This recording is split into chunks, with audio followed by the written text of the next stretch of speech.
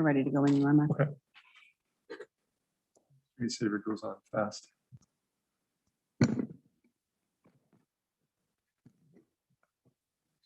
Welcome, everybody. Good evening. Welcome to the Lake Bluff School District 65 Board of Education meeting for August 10th, 2021. Carrie is going to be our Secretary Pro Tem for the evening. Carrie, could you please call the roll? Yes. Andy Duran, Present. Ann Hill absent, Mark Berry, Present. Carrie Steinbach here, Tim Penich, Present. Amy Connell Donahue, present, Lauren Hirsch. Present. All right, so we have a quorum. We can begin. And if you guys all stand and join me, say the Pledge of Allegiance. I pledge allegiance to the flag of the United States of America, To the republic for which it stands, one nation under God, indivisible, with liberty and justice for all. Thank you. We begin every meeting with the opportunity for public comment. Shelley, do we have something to put up on the screen? I'd ask people who are interested in public comment to pay attention to the protocols that we're putting up on the screen. We have a board policy which outlines this pretty thoroughly, 2:230 public participation at board meetings. But when you boil it down, it gets to this. Any person appearing for the board is expected to follow these guidelines. Address the board only at the appropriate time as indicated on the agenda when recognized by the board president. Identify oneself and be brief. You will have 3 minutes to speak. Conduct oneself with respect and civility toward others, and otherwise abide by board policy 830, which is about visitors to and conduct on school property. Board members will not be responding to public comment. This is a time for the public to express their views and the board to listen.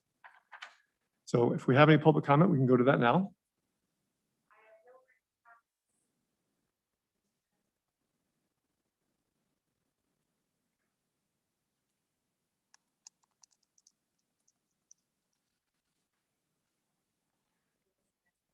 All right, and we have no live attendees, so we have no live comment either. So we're going to move right to our reports. And unless things have changed, I think we're starting with Mr. Khan tonight for business office report. Or do we, Nicole, does Nicole have a report? Oh, I thought she said, sorry. Yep, go ahead, Jay. Sure. I just wanted to update the board on our transportation. We have given the economy, it's been very difficult to find employees. So our third-party contractor, Olson Transportation, is struggling to find drivers. We have agreed to, and I will be bringing at the next board meeting for approval, a bonus plan, which has been in place at Deerfield School District for many years. And Lake Forest is also interested in, since the three major districts, Deerfield, Lake Bluff, and Lake Forest, use Olson, we're going to implement a similar bonus pool, which offers drivers a bonus incentive for longevity with Olson, for safety and for attendance, and those three parts, and it's paid out half at the middle of the year and half at the end of the year as an incentive. And we're hoping that this will help Olson to hire drivers and retain them because we've had problems for several years just finding good drivers and keeping them. So see it everywhere in the news now. It's common practice. yeah, many school districts are struggling to hire their own employees. You'll see on our personnel report that we've had a lot of turnover recently, and it's been difficult to find people. So I'll be recommending that change at the next board meeting. Okay. Is that it? Yeah. All right. Any questions for Mr. Khan? Thanks, Jay. Director of Student Services, Ms. Tracy Rarick, I believe, has a report for us tonight. I do. Thank you. So just two brief updates. The first is in regards to registration. We have 805 students fully enrolled at this time. We have about 48 students who have previously been enrolled but have not started registration yet, who we are expecting to enroll. 10 who have started but are not yet finished, just finishing up some paperwork.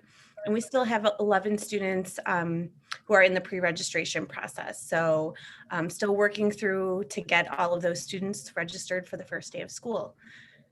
My second update is in regards to legislation that was passed last year. A new law went into effect in January of 2021, requiring school districts to provide qualified interpreters for all special education meetings.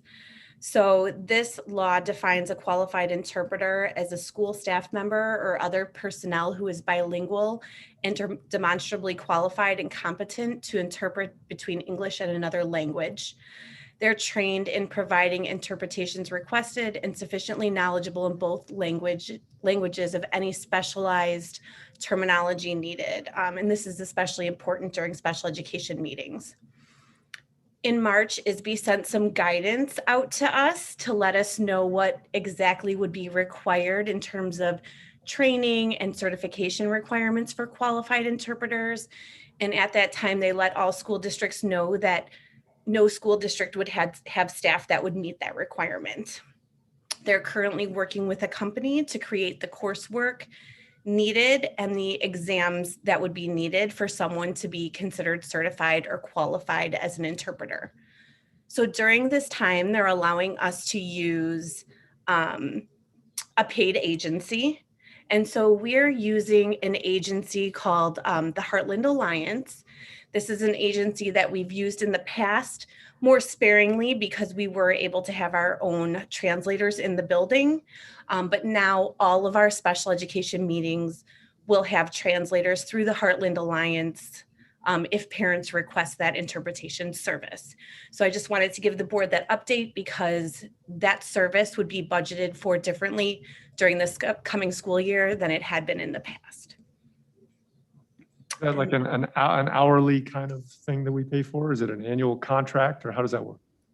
Yeah, it's where we pay for it hourly. So we contact the service a few minutes before the meeting begins and they keep track of the number of hours and then we are billed at an hourly rate.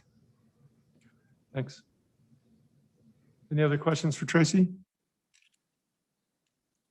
The president's report tonight, I'm going to keep it light. I just wanted to do a couple recognitions. Apparently, I've been hearing about some amazing work by the custodial staff and Steve Miller doing a ton of work over the summer. And just wanted to show appreciation and say thank you for all the hard work and the hours that you guys are putting in and making the buildings ready for kids. We really appreciate that. I wanted to give a shout out to the entire administrative team. I speak to Dr. Leali regularly and I continue to be impressed every single day with all the work that you guys do and the things that you get through and dealing with all the changes that come from the state and the federal agencies and how nothing is static. And just wanted to say how much we appreciate all that you do. The work that you've done, the hours that you put in and what you do for kids in the district is phenomenal. So thank you very much. The last group that I want to recognize is the entire Return to Learn committee that has worked with Dr. Leali on, I don't know how many dozens of meetings you guys have had this Almost year. 30, yeah. Almost 30 meetings and stuck with it the entire time, dealing with some really difficult issues and working through them and showing up and voicing your opinion and getting it done in a civil and professional and intellectual manner that really sets the bar very high and means we have some amazing people in our community. So thank you to everybody and anybody who participated in that committee. And we really appreciate all that you've done. And that's it for me. Superintendent report. Great, thank you so much. So really quickly, I also do want to highlight some of the work that's taken place this year in our custodial and maintenance staff. So we have new LED lighting in our middle school gym, which is pretty awesome, and a dimmer, which is great. It's going to be excellent in there for athletics. We have new projectors that have been installed in our classrooms that our technology department's been working really hard on. We will have a new sign at the middle school with some new landscaping because that sign has seen better days and we're excited to show off, that part of the building. It's really. Wasn't the sign new when we did the renovation or is this a different sign? No, The Lake Bluff Middle School sign, Yeah. that's been there for Okay, 20 years, I think. never mind. yeah. So Nate's been working on that with Jay and it's going to look really nice. So I do appreciate they were out there this morning. It was so hot and they were planting flowers and it's just going to look really great out there. So really appreciate all their hard work. And the other piece is about field trips. So we had a discussion in the spring concerning daytime field trips and overnight field trips. And as we anticipated, some things have changed over the summer. And most of our field trips, we will be able to plan to be day trips. And so we're not overnight. We'll be monitoring the conditions in the places that we would like to take our students to see what kind of regulations they have or what kinds of updates we need to make to our plans for most of our trips. The Washington, D.C. trip is not a trip that we are recommending this year, given the circumstances and the timeline that we would need to have that planning done. But I do think it's worth, again, a little later on, sending out that survey, having that conversation as a board. How do we feel about these overnight trips? Obviously, this doesn't all have to do with COVID. There are some other issues that we wanted to talk about and get feedback from the community. But at this point, given where we are with this pandemic and every state's response being different, the amount of planning, not only on our administrative end, but also for parents, that is a trip that we do not feel like we can recommend this year. So I just wanted to update the board on that. Is that something that will be notified to Yes. families soon? Yep. If they're not watching this? Yeah. Anything else on No, the report? not on Okay. my end. Nope. So the next item to discuss is Dr. Leali is going to go over, along with the administrative team, the return to learn update and the back to school reopening plan. But before she dives into that, as I did with the administrative team, I just want to commend Lisa, Dr. Leali, for the hundreds, if not thousands of hours that she's put in against getting our kids back in school with three opening plans, I think, last year, and probably at least 3 revisions of the plan this summer, all of which put our kids' needs ahead of everything. And navigating contentious waters and frustrated families and people who have a lot of passion about all different sides of these issues and feeling frustrated and scared for their kids, all, on any side of any issue. So I just want to tip the hat and say thank you for so much work and so many hours and being an amazing leader to your team and the community to get through all this. So appreciate that. Thank you so much. And I could not agree more with your previous shout out to not only our administrative team, but also our teachers and return to learn task force. We've had so many people and nurses. Everybody's been involved in these conversations. So I very much appreciate it. I'm going to take us back just a little bit to where we were pretty much last time we met, which was in June.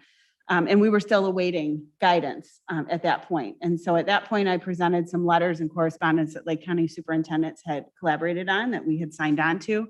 Multiple letters indicating that we needed the guidance as quickly as possible so that we could begin our planning. And that in lieu of that, if we couldn't be provided the guidance, we really were asking for flexibility to make decisions as we made all throughout this pandemic, given our local data, given the conditions in our buildings, and just really taking into account what was best for our community. So we were advocating for guidance and for some local control, given the state of where we were at in June. And we were looking to continue on that path of being kind of innovative and creative and thinking, what would work best for our students in our community. As you remember, July came, and around mid-July, we started getting some guidance, and the wording was, something that we talked a lot about. What does all the wording mean? And really what it came down to was that we were issued guidance that recommended and strongly recommended masking for everybody, regardless of vaccination status. And as we started thinking about how we wanted to implement that guidance here in Lake Bluff, we really, felt that the community valued the choices that they were given last year. And we felt like that was a strong part of the plan that we implemented. And so what we tried to do is develop a plan where we could give some parent choice and still keep everyone very safe. We do, as Mark indicated, we get a lot of feedback from both sides of this debate. I think there is no one here that doesn't know that there's a debate going on about masking in schools and how people feel about it. There's very different opinions. And so at that time, with our COVID data looking pretty good and our zip code and pretty low numbers, we felt like we could survey our parents and see how people felt about having a choice. And essentially what the plan was going to be was strictly cohorted at the elementary. So mask required classrooms versus mask optional or recommended classrooms. One where we would enforce the mask wearing and one where we would not. And we surveyed our community twice. Those results were presented at the last Return to Learn meeting, along with a presentation from Dr. Bauer from Lake Forest Northwestern Hospital. It's been helping us and kind of consulting in our plans. And the survey basically asked for choices. We asked for names, we asked for the student name, we asked for the choice that they would indicate for each of their children. And we started planning. So with that information, Kelly and Audrey and the rest of the administrative team, Tracy, got to work to talk about, is this a plan that's viable for us? And we really felt in early August that that was a plan that we could support and we could offer that flexibility. We felt it was safe. We felt that, not mixing those cohorts was going to really result in parent and student buy-in in each of those types of classrooms, which we felt was a really good plan for our community. At that time, we were at about 3 cases per 100,000, which is compared to last September 1st when we opened at about 15 cases per 100,000. So that's kind of the difference where we were at in terms of our local data. As you know, on the date of our return to learn meeting, the governor issued a mandate and an executive order that sort of adjusted the flexibility that we had.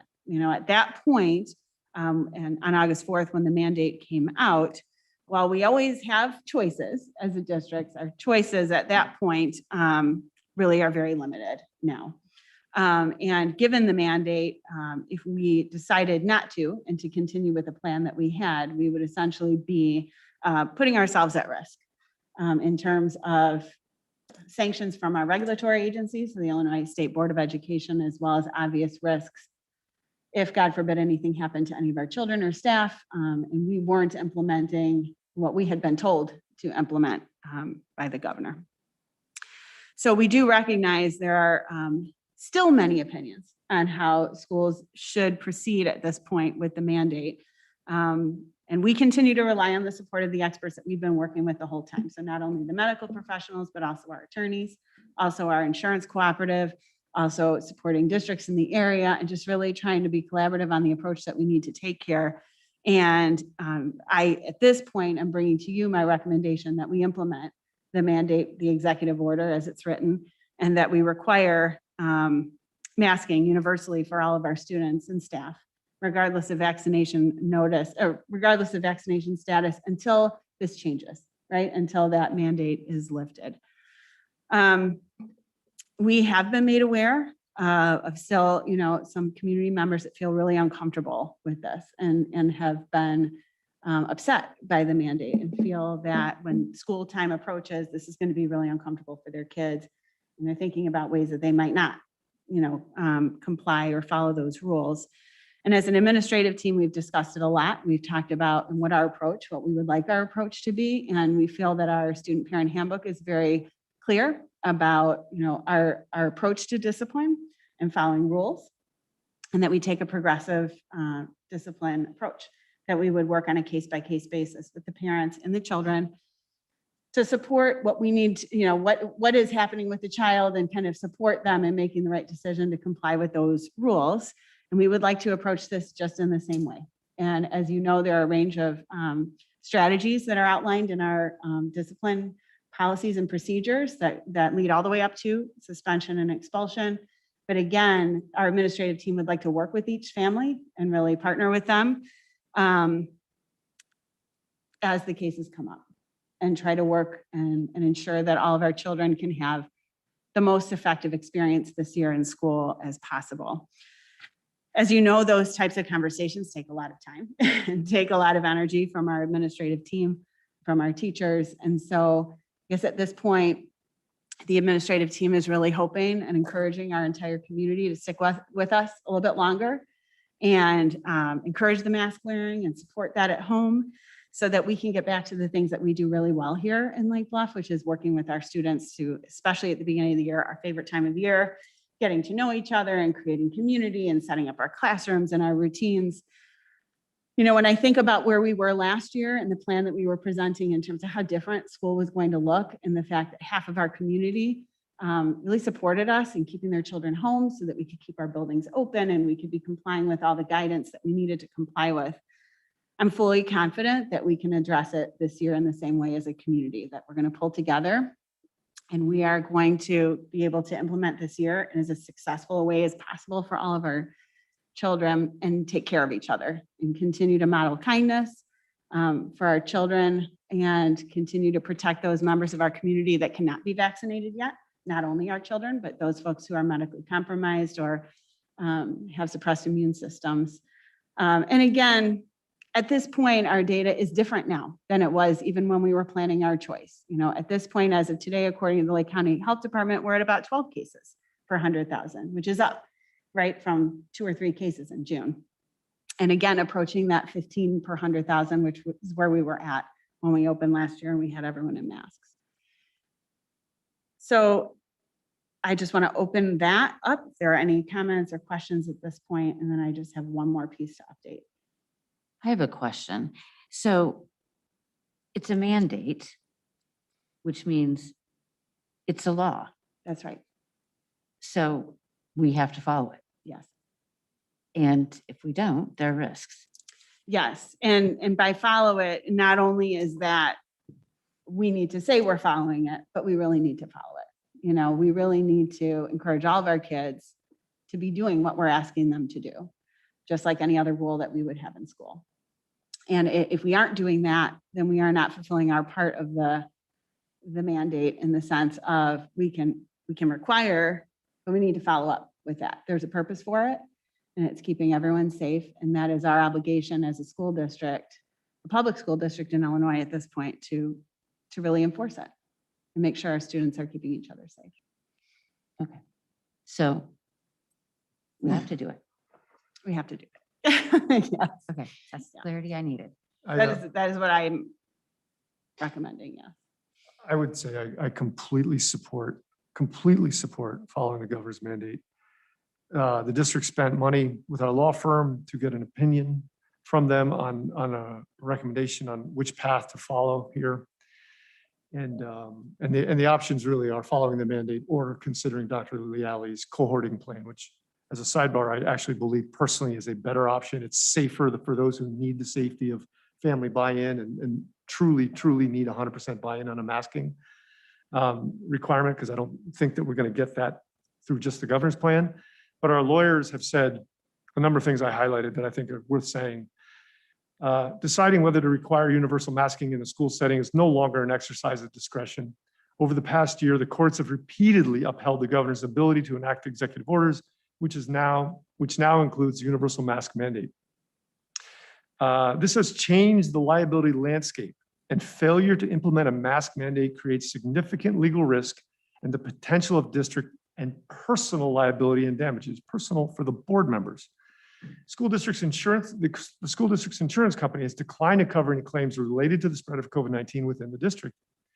We must be particularly careful about preserving tort immunity protections. Put another way, tort immunity is the only avenue to protect the school district and board members from significant monetary damages if the school district is sued as a result of the spread of COVID-19. An argument could be made that by not following such guidance, the school district is acting in a manner that is willful and wanton or deliberately indifferent to the health and safety of its students and contrary to public good. The argument could be made that tort immunity is lost when a school district knew of a preventative or mitigation measure, such as wearing masks, which could have prevented the harm suffered by someone contracting COVID-19 in school, and yet failed to require such a measure. So one of the things we also have to remember is that we are the fiduciaries of taxpayer money, and all that is on the line if something goes wrong because we didn't follow the mandate from the governor. So I strongly support it. I strongly support Dr. Leali's cohorting plan if we ever get local control.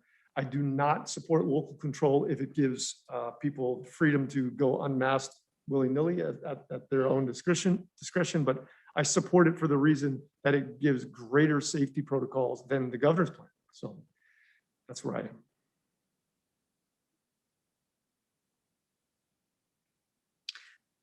So all that being said, and I appreciate that, I really do, because it would put us at significant risk to not follow it and enforce it. And it would put our students at risk. So we want to, above and beyond, keep everyone safe right now. I do feel strongly that we had a safe plan. And I do feel strongly that when we can, when we are seeing levels go down, that it would be beneficial to give local control back to school districts to look at their data and make decisions, again, like we feel our best interests of our students and kind of where things are in our community. it did work really well for us last year to make those decisions. And we were able to run a really smooth and seamless plan for our parents and students. So I have, as you see in your packet, I have written a letter to the governor myself, indicating what our plan was, indicating that we intend to follow the mandate for as long as it's in place, but also that we would be open to having a discussion about the idea that we had and how that might provide a smoother transition out of this pandemic or out of this masking situation and a better choice perhaps for some of our community members. And so I do want to open that up to any comments or questions about the letter and whether or not the board is supportive of me going ahead and sending that. I can start there. I'm 100% in support of following the mandate, of course, as I echo Mark on that. And 100% in support of you sending a letter too, just because it can't hurt to know that we have smart people in this district who could implement some good mitigations if given the option to do that. One concern I have, not about the letter to the governor, but one concern I have is, as we're talking about, later in the year, if we were to get local control, I want to caution us in going too far down the road, making families think there's going to be more and more changes, more and more phases like there were last year. I think that's something we need to consider. But I do think sending a letter to the governor and asking for control is a really positive step. And I want to emphasize that that may not be the plan. If we were to get local control back, that might not be our approach. What I would do is bring it to the task force, bring it to our community, talk to our teachers, talk to our administrative team, consider the conditions at that point. I don't know where we'll be, if we were to get that control back. I don't know if we're talking about mid-year or if we're talking about summer, hopefully we'll be out of this, but we were thinking that last year. And so I don't think it hurts to be proactive and say that, we have an idea that we think would work really well if we were able to implement that sometime in the future, but certainly we would not be beginning to implement that plan without seeking feedback again and talking through it extensively with our stakeholders. Anybody else? I fully support the letter. The language you used, I thought was very good. I don't know if this is the right word, but the tone was, I thought it was respectful. It said what you wanted. I think what you wanted to say, I thought was very good. I fully support doing that. I think we should follow the mandate. And I also just wanted to say, I appreciate all the time and effort you did to give the community, or to try to give the community a choice. It's not something I think you've had to do, you could have rested on your laurels many times last year since this all started. So I appreciate it very much. And hopefully the community does as well. So thank you. Thank you. Yeah, I'll echo on Tim and everybody else. I appreciate all your work and I support the mandate and I support the letter. And I would just kind of like to get back to focusing on the kids and putting this behind us and letting them get educated this year. That's where I stand. The kids in the building, let the teachers teach. Right? Yes. Anybody else? I want to wait if you have anything. Okay. I do. We are so excited to have our kids back. We are welcoming our new teachers on the 19th. We have a great plan in place to support our new staff. Mr. Nate Blackmore will be leading a tour around Lake Bluff and Knollwood, and I look forward to that myself. Our students are going to be joining us on August 25th. Our teachers are preparing. They've been in their rooms. They're decorating classrooms. They're getting their class lists going, and we're all really excited. This is the time of year that we love and can't wait to get back to our real work. Next board meeting too, right? You're gonna have a busy day. It's going to be a busy day. It's going to be a great day. And then tomorrow, we will be sending some communication out to the community concerning, there we go. I'm still on the air. We still good? Okay. Concerning our plans. And so we will be outlining our full reopening plan for in-person learning this year. We'll be again resuming our full day learning schedules, resuming live and in-person instruction in all academic areas, resuming locker and storage assignments, resuming all clubs, activity, and sports with mitigation measures per updated guidance. We are waiting on some of that right now. Resuming our classroom volunteer opportunities, our PTO sponsored events. We'll be asking people to mask up, but we want to get as back to normal as we possibly can. Again, we'll be removing the daily self-certification for students and asking parents that they certify before kids come to school that they're symptom-free. We are removing our restrictions on shared materials, but keeping and maintaining our stricter disinfection protocols each day, especially in our pre-K classrooms, and removing our plexiglass shields from the desks. We will continue to physical distance 3 feet or to the greatest extent possible in certain areas. Outdoors, masks will not be required. We will continue to work with our local health department for contact tracing and quarantine. This is continuing to change and evolve. We're waiting for some guidance still from the Illinois Department of Health. And our teachers are prepared to transition to synchronous learning opportunities for students who are not eligible for vaccine and also identified as a close contact and needing to quarantine from a school-related situation. They will be able to log in and Zoom for their core academic areas. Really fun in here. And that communication will go out tomorrow to our community. Hopefully that wasn't a slide. Any questions for Dr. Lealy on any of that? No, honestly, I appreciated having the outline of everything that we're going to be doing and not doing. I think that really lays out what the year is going to look like, which is vastly different than what last year looked like. So thanks for your work on that. And for the viewing audience, in case we lose the connection, because the power is flickering here due to the storm, we'll do our best to somehow record the rest of the meeting and finish this up and post it later in case we lose you. So just so you know. All right, so I'm going to move on to the next one because we do have to power through this.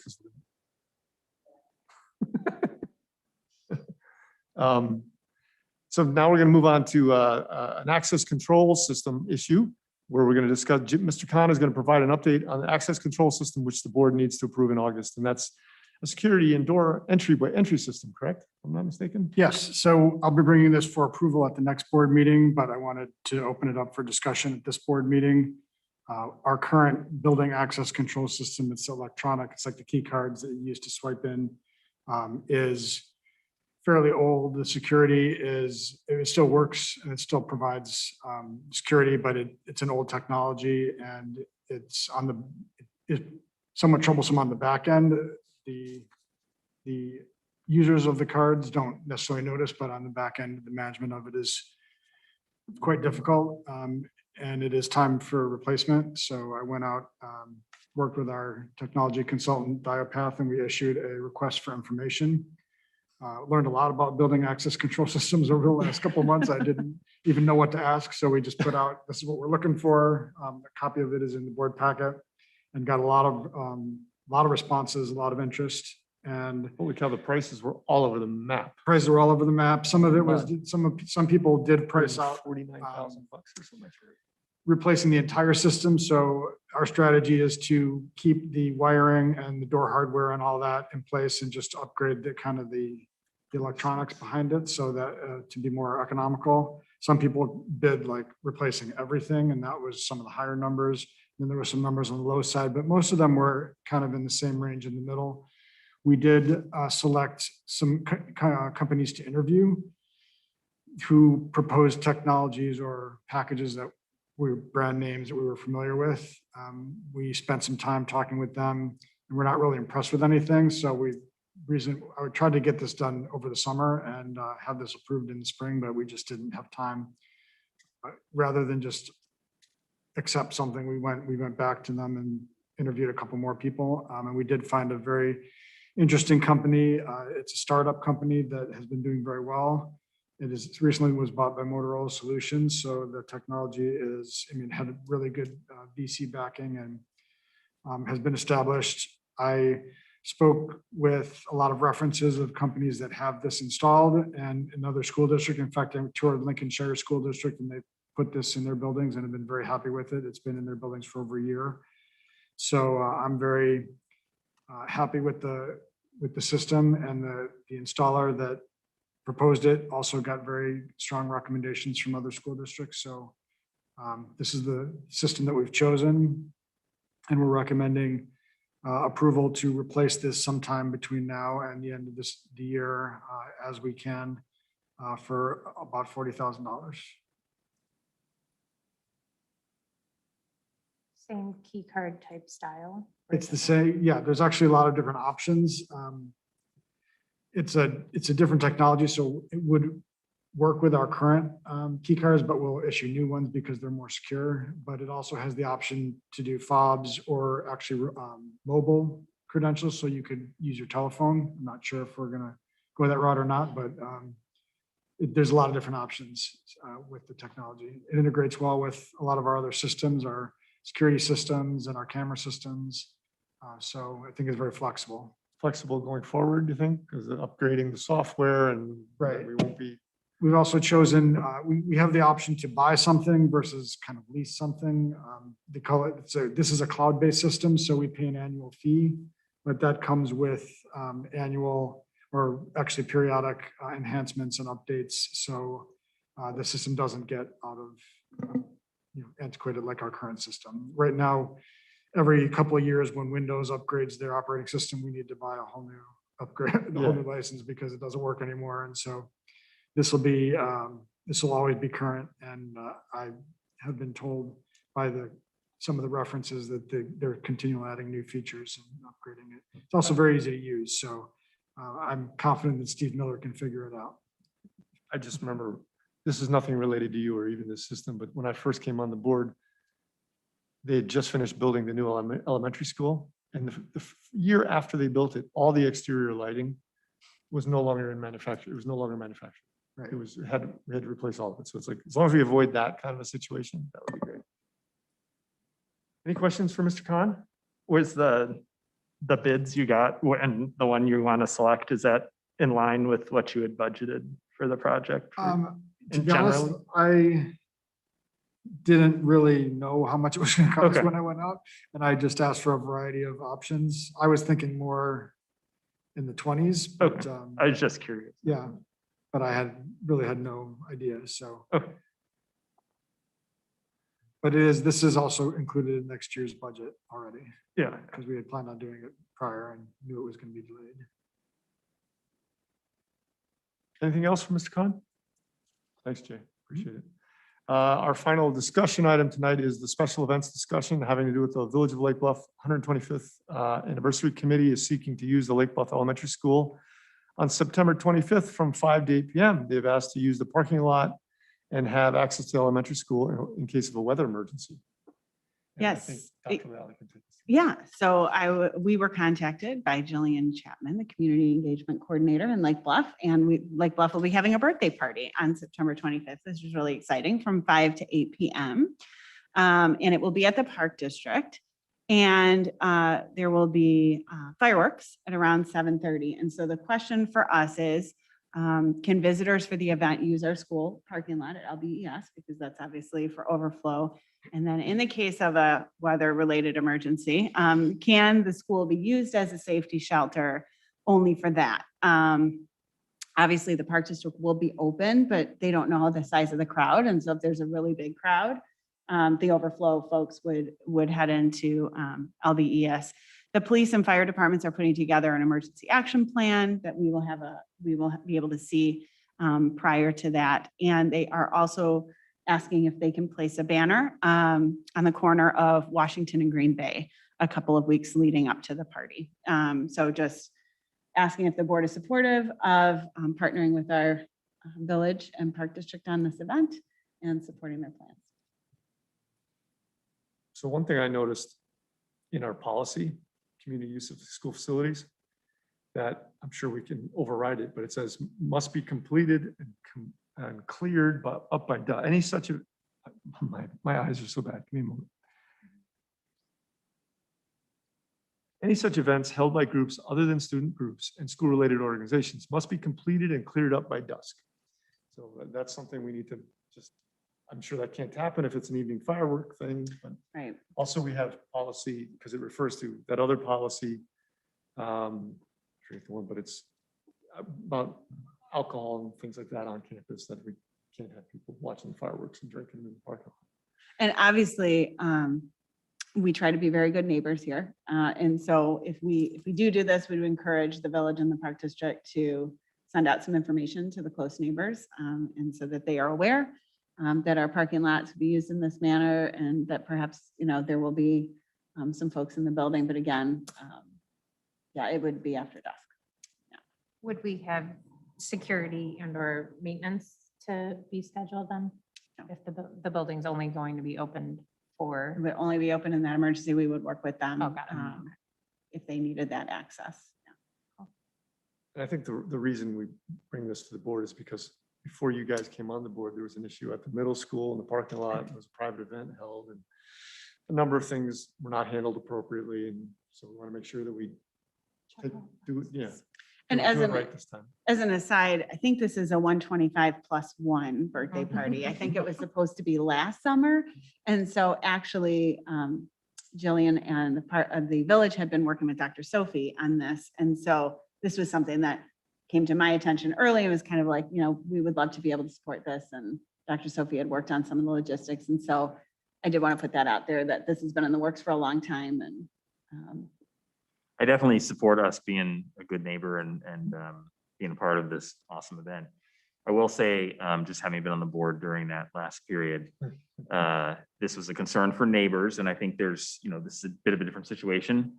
I do think there was a lot of work that went into this particular wording and this policy. A lot of people that worked on that are no longer on the board, so I don't know exactly, I wasn't on that, so I don't know why it was finished by dusk, but I think it'd be nice to know what the rationale was so we can know, because I do think we should be consistent with the policy. So the policy should change so we can do it. I don't think we should go against what the policy says, because I think that sets a precedent we don't really want. I also don't know if we should revise the policy because it was just worked on. So just throwing that out, I don't know what the answer is, but just throwing it out there that I think we have a policy for a reason. Yes, they can be revised, but there's a lot of work that went into just these few paragraphs. So I just want to acknowledge that and see if we can figure out what the rationale was before we. Fireworks is probably not discussed. At that Yeah. meeting. Probably not. are Yeah. the lights in the parking lot always on? Because maybe that was a reason. I think at least at the elementary be, school. They're on at night, yes. Okay, Yeah. so Yeah, maybe. dusk is pretty late in September. Yeah. Ish. I think we should do what we need to do to partner on it. I just think that we have some work to do internally, so we're consistent with policies. I think that's our job to make sure we continue. so we do have a new policy committee, and we can pull together. That's Ann and Tim and Gary? No, yes, okay. We can pull together and have a discussion about whether or not we want to adjust that language. I have a feeling it was very situation specific around the issue that happened right before I Yeah, I arrived. think you're- So we can talk about that. And then do I have general support from the board for them to move ahead with their planning? Yes. And then we can reconvene the policy group. Yep. Great. Yeah, good. That's great. All right, so we're going to go on to our discussion items. The first item, 8A, is to set the date and time for the 21-22 budget hearing and public notification for September 28th, 2021 at 6:45. The board is asked to approve the budget hearing date scheduled for September 28th, 2021 at We wanna- 6:45 PM. The sirens are going off. I don't know if that means anything. What sirens are going on? Yeah, the tornado siren. I'm just kidding. Do we want to move to a lower location? Oh, the tornado sirens. I'll go under the desk. Surprised I didn't get a. We can probably go quickly through the. All right, yeah. So is there anything to add to the setting the budget date discussion from the administration other than we're just setting the date and time for that? Sounds good. No, All right. The May I have the a- budget has been posted on our website. It's just a requirement that it's posted for 30 days and that we publish and notify the community of the budget hearing within at least 30 days prior to the meeting. So we're setting it now to give time. Any other questions? So may I have a motion to approve the budget hearing for September 28th, 2021 at 6:40 PM as presented by the administration? So moved. Second, Second. roll call vote, please. Yes. Lauren Hirsch. Yes. Carrie Steinbach, yes. Tim Penich. Yes. Amy Connell Donahue. Yes. Andy Durian. Yes. Mark Berry. Yes. Motion's approved. The item B, personnel report. This month's personnel report includes a number of things. We have non-licensed new hires. Jessica Hale is going to be a health clerk at the elementary school effective August 18th. It's a new position at $15 an hour. Carrie Rogers is going to be teaching assistant at the elementary school effective 8/23, replacing Dylan Martin for $15 an hour. Taylor Mitchell is a teaching assistant at the elementary school effective 8/23, replacing Nancy Ark, $15 an hour. Jennifer Denhart is a nurse at the elementary school effective August 9th, replacing Kelly Darrow at $37 an hour.